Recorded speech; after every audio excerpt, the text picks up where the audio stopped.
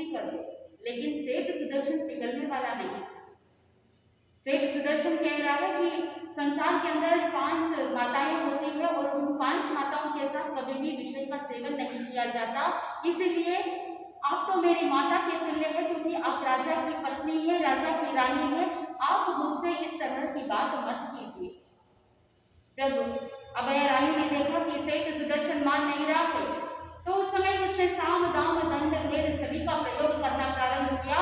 उसने कहा कि अगर मैं चिल्लाऊंगी तो फिर तुम बचने वाले नहीं हो, सैनिक आ जाएंगे, तुम्हें पकड़ करके ले जाएंगे, फिर राजा जो तुम्हारी हसरत करेंगे उसके बारे में तुम सोच भी नहीं सकते। सेठ सुदर्शन ने मन के अंदर सोचा, चाहे जो कुछ भी हो जाए, लेकिन मैं अपने त्याग व्रत प्रत्याख्यान का भंग नहीं करूंगा, अपने मर्यादा को नहीं छोड़ूंगा। उस समय अभया रानी जोर जोर से चिल्लाती है, अपने हाथों से ही अपने वस्त्रों को फाड़ना चालू कर देती है। और जैसे ही आवाज सुनी तो सैनिक सुभट आकर के पूछने लग जाते हैं कि रानी बात क्या है। वो रानी कहती है कि ये पुरुष जो है वो दुष्ट है, मेरे साथ गलत कार्य करने के लिए आ रहा था, इसे पकड़ करके ले जाओ, कारागृह में बंद कर दो।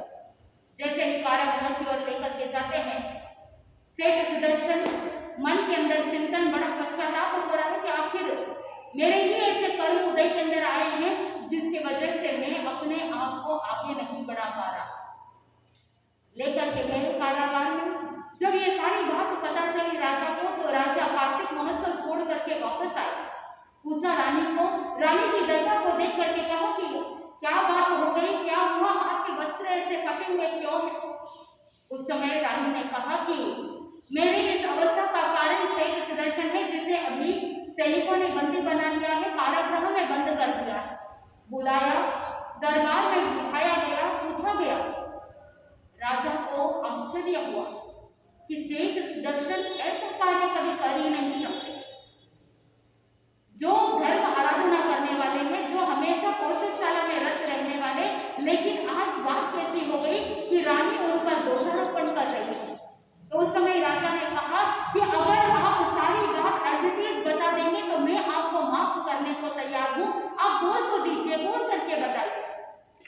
उस समय सेठ सुदर्शन मन के अंदर चिंतन करते हैं, अगर मैं बोलूंगा तो निरपराधी को दंड होगा, जो मेरे व्रत के अगेंस्ट है, मेरे व्रत के खिलाफ करूंगा, इसलिए मैं तो बोलूंगा नहीं, मौन रहे। आखिर में राजा को सजा सुनानी पड़ी। राजा ने सेठ सुदर्शन को शूली की सजा सुना दी।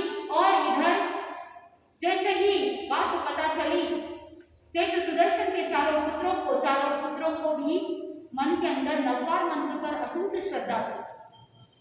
इधर सेठ सुदर्शन ने भी सागारी संधारा पचक लिया और उनके चारों पुत्र भी सागारी संधारा पचक लेते।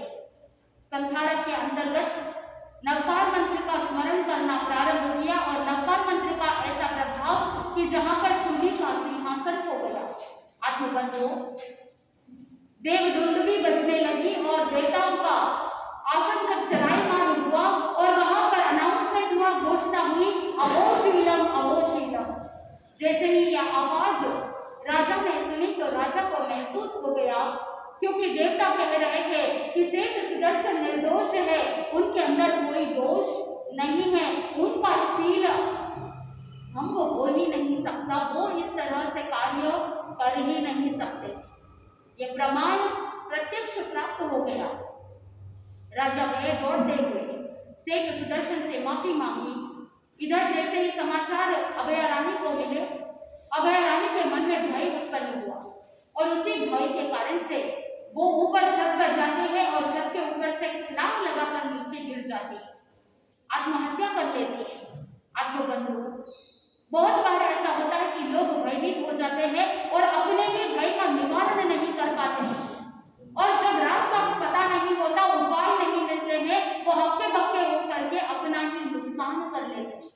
रानी ने भी ऐसा ही कार्य किया, लेकिन ज्ञानी जन कहते हैं कि पाप कर्म उदय के अंदर आए, इसीलिए काम वासना के अंदर डूबी हुई। और ज्ञानी जन कहते हैं कि जो कामवंत व्यक्ति होता है उसकी तो दुर्गति होनी ही है।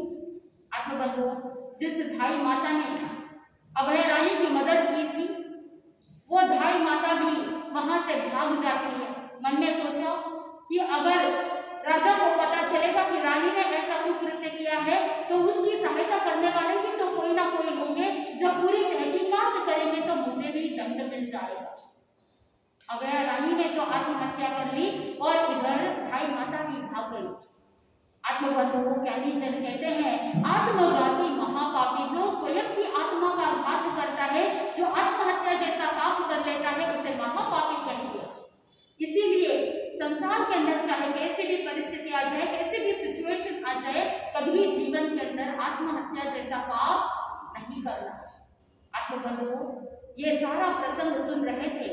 जयमल जी पहली बार प्रवचन सुन रहे थे और प्रवचन सुनते सुनते मन के अंदर उत्कृष्ट भावना जागृत हुई। मन के अंदर चिंतन चला कि जिन्होंने मर्यादा पूर्वक ब्रह्मचर्य का पालन किया, उनका शूली का सिंहासन हो गया। और अगर मैं संपूर्ण रूप से ब्रह्मचर्य का पालन करूं तो क्या मुझे मोक्ष रूपी सिंहासन नहीं मिलेगा? ऐसा चिंतन करते करते उसी समय हरि सभा में खड़े हो गए और कहने लगे कि गुरुदेव, मुझे आजीवन ब्रह्मचर्य व्रत अंगीकार करवा दो। और जैसे ही वो इस तरह की बात करते हैं तो जो बाजू में मित्र बैठे थे वो खींचने लग जाते हैं, अरे भाई तुम क्या कर रहे हो? हम तो मेरता आए थे माल खरीदने के लिए और तुम क्या कर रहे हो? जयमल जी कहते हैं कि मैं तो माल भी तो खरीद रहा हूँ गुरुदेव, धर्म का माल बेच रहे हैं, त्याग व्रत प्रत्याख्यान का माल बेच रहे हैं और मैं भी क्या कर रहा हूँ? माल ही खरीद रहा हूँ। तुम कपड़ों की बात करते हो, तुम कोई पदार्थ के माल की बात कर रहे हो, लेकिन मैंने तो अपनी आत्मा के लिए शाश्वत धर्म का माल खरीद लिया। आत्मबंधु कुछ आजू बाजू के लोग कहने लगे कि आप गुरुदेव इनको बचकान मत कराइए, आपको पता नहीं है कि किस कुल खानदान के बिलोंग करते हैं, राज्यसभा में इनका उठना बैठना है, अगर उनको पता चलेगा, इनके पिताजी को पता चलेगा तो क्या करेंगे? उस समय को जयमल जी कहते हैं कि मेरा तो दृढ़ निश्चय है, मैंने तो मन के अंदर पहले से ही संकल्प कर लिया है कि दिन में सूर्य की साक्षी, रात्रि में चंद्रमा की साक्षी, आज के बाद अब से मेरे से जो भी बड़ी बहनें होगी, बड़े जो भी लेडीज होगी, वो सब मेरे लिए माता के समान है और जो मेरे से छोटी होगी वो सब मेरे लिए बहन के समान है। इसीलिए गुरुदेव मैंने तो संकल्प कर लिया है, बस आपके हस्ताक्षर की जरूरत है, आप तो मुझे क्या कर दो, बचकान करवा दो। कर लिए प्रत्याख्यान। ऐसी भीष्म प्रतिज्ञा ग्रहण की और उसके बाद चिंतन चला। ऐसा चिंतन कि जिस तरह से कहा जाता है कि बिल्ली अगर दूध के पास रहेगी तो पिए बगैर रहेगी नहीं, ठीक उसी प्रकार संसार के अंदर रहते हुए कोई ना कोई ऐसी परिस्थिति आएगी जिसके कारण से ब्रह्मचर्य में विचलित होना संभव है। इसीलिए मैं अपने जीवन को आगे बढ़ा लूं, इसीलिए संयम अंगीकार करना अति आवश्यक है। उस समय गुरुदेव से कहा कि मुझे संयम अंगीकार करना है, आप मुझे दीक्षा प्रदान कीजिए। जब पता चला कि प्रतिक्रमण कंठस्थ किए बिना दीक्षा नहीं दी जाएगी, उस समय उन्होंने संकल्प किया कि जब तक प्रतिक्रमण कंठस्थ नहीं होता तब तक एक पैर पर खड़े खड़े प्रतिक्रमण याद करूंगा। गुरुदेव को पूछा कि कितना टाइम लगता है? उस जमाने के अंदर किताबें नहीं थी, उस जमाने के अंदर कोई ऐसे बुक्स नहीं थे, कोई प्रिंट मीडिया नहीं था, कोई सोशल मीडिया नहीं था कि सुन सुन करके याद कर लो, देख करके याद कर लो। उस जमाने में गुरु के मुखारविंद से बोला जाता था और सुन सुन करके याद करते थे। कहा कि रेगुलर अगर सुबह शाम देवसी रायसी प्रतिक्रमण करते हैं तो 48 मिनट लगते हैं, लेकिन याद करने के अंदर किसी को महीने लग जाते हैं, किसी को साल भर भी लग जाता है, तो अपनी अपनी कैपेसिटी के अनुरूप है। आपको कितना टाइम लगेगा? अगर आपको कहे कि प्रतिक्रमण नहीं आता है तो कंठस्थ कर लो, तो आपके पास बहुत सारे रीजन हैं। आप कहोगे कि अभी तो एज हो रही है, अभी इतनी बुद्धि तेज नहीं है, मुझे याद नहीं रहता, मुझसे पढ़ने में दिक्कत आती है, आज जो पढ़ा है शाम को भूल जाता हूँ, अनेक रीजन दे देंगे। लेकिन जयमल जी ने ऐसा नहीं किया। उन्होंने मन के अंदर ये चिंतन किया कि जो मुझे कंठस्थ करना है, मुझे संयम की ओर आगे बढ़ना है, वो किरमिची रंग का वैराग्य, ऐसा वैराग्य जो किसी के कहने पर भी उतरने वाला नहीं था। संकल्प कर लिया कि जब तक प्रतिक्रमण कंठस्थ नहीं होगा तब तक एक पैर पर खड़ा रहूंगा। सिद्धि की प्राप्ति कर लेता है। जिस तरह से एक भारंड पक्षी होती है, वो भारंड पक्षी भी अप्रमत्त रहता है, क्योंकि भारंड पक्षी को अगर देखते हैं तो दो शरीर है लेकिन एक दूसरे के साथ जुड़े हुए हैं। अगर एक ने प्रमाद कर लिया तो दूसरे को तकलीफ हो जाती है, इसीलिए वो भारंड पक्षी हमेशा अप्रमत्त रहता है। तो ज्ञानी जन कहते हैं कि हर एक साधक को उस भारंड पक्षी के समान अप्रमत्त रहना है।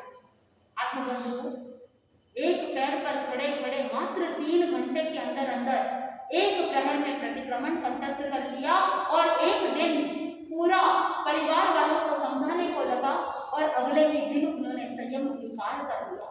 आत्मबंधुओं, जो संकल्प के धनी संयम विकार करते ही मन के अंदर चिंतन किया कि जब तक गुरु की छत्र छाया रहेगी तब तक एकांत की तपस्या करूं, एक दिन उपवास एक दिन पालन, ऐसे 16 वर्ष तक एकांत की तपस्या करी। और उसके बाद जब गुरु का पार्थिव देह देखा, छत्र छाया उठ गई, उस देह को देख करके मन के अंदर आत्मचिंतन चला कि जब तक शरीर में चेतना रहती है तब तक ये शरीर हिलता है, डुलता है, सारा कार्य करता है, लेकिन जब शरीर से आत्मा निकल जाती है तब इस शरीर को लेटना पड़ता है।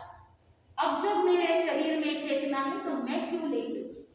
और उसी समय संकल्प किया कि जब तक शरीर में चेतना है, जब तक मेरे शरीर में प्राण है, तब तक मैं आड़ा आसन नहीं करूं। आत्मबंधुओं, ऐसा संकल्प करते हुए जयमल जी महाराज साहब ने 50 वर्ष तक आड़ा आसन नहीं किया। उनके जीवन के अनेक ऐसे प्रसंग हैं जिनको सुनते हैं, जिनको देखते हैं तो पता चलता है कि हर क्षेत्र में उन्होंने संकल्प को दर्शाया है। इतने उत्कृष्ट संकल्प के धनी थे। ऐसे आचार्य भगवान की स्तुति भक्ति करना हमारा सौभाग्य है। महापुरुषों का स्मरण करने से हमारे अंदर भी वो गुण प्रकट हो जाते हैं। इसीलिए उन्होंने इतनी उत्कृष्ट साधना करी कि 16 वर्ष तक एकांत की तपस्या, 16 वर्ष तक बेले बेले करना, 40 मास हवन और 90 दिन तक अभिग्रह युक्त तपस्या, ऐसे अनेक अठाइया वगैरह करते थे। अनेक जयमासी तक, वर्धमान आयन तक उनके जीवन के अंदर ज्ञान, ध्यान, तप, त्याग उत्कृष्टता के साथ चल रहा था। सदैव अप्रमत्त रहने वाले ऐसे साधक का वर्णन सुनना, उनके जीवन चरित्र को पढ़ना वास्तव के अंदर सौभाग्य की बात है, पुण्यवानी की बात है। क्योंकि ज्ञानी जन कहते हैं कि महापुरुषों को याद करना, महापुरुषों का स्मरण करने मात्र से आत्मा के साथ जो कर्म लगे हैं उन कर्मों के वृंद क्या हो जाते हैं, कट जाते हैं। तो आज हम सब महापुरुषों को याद करते हुए मन के अंदर ये चिंतन करेंगे कि आचार्य जो होते हैं वो संघ के नायक होते हैं और हमें ज्ञान के माध्यम से मार्ग प्रशस्त करने के लिए आगे बढ़ाने वाले होते हैं, एक दिशा निर्देश देने वाले होते हैं। जैसे तीर्थंकर भगवान के शिष्यों के लिए आज्ञा देते हैं, ठीक उसी प्रकार आचार्य भगवान तीर्थंकर भगवंतों की वाणी के अनुरूप जिनों के सूत्रों के माध्यम से हमको आज्ञा प्रदान करते हैं कि हमें किस तरह से जीवन यापन करना है, हमें किस तरह से अपने जीवन के अंदर आचरण रखना है। ये आचार की शिक्षा देने वाले आचार्य भगवान होते हैं। तो तीसरे पद के अंदर नमो आयर्यानम में आचार्य की स्तुति भक्ति करते हैं। नमो आयर्यानम का कलर है पीला, यानी पीला रंग हमारे शरीर के अंदर, मन के अंदर स्फूर्ति देने वाला है, हीलिंग एनर्जी को प्रदान करने वाला है। तो नमो आयर्यानम के उपलक्ष्य में पीले रंग का ध्यान करने का लक्ष्य रखेंगे। हमारी बॉडी के अंदर गोल्डन येलो लाइट, अगर येलो रंग बराबर से रहता है तो पित्ताशय में भी कोई भी बाधा नहीं आती, हीलिंग एनर्जीज भी प्राप्त हो जाते हैं। क्योंकि अल्टरनेटिव थेरेपीज के अंदर भी येलो कलर को बहुत शुभ माना है, येलो कलर को हीलिंग एनर्जी माना है।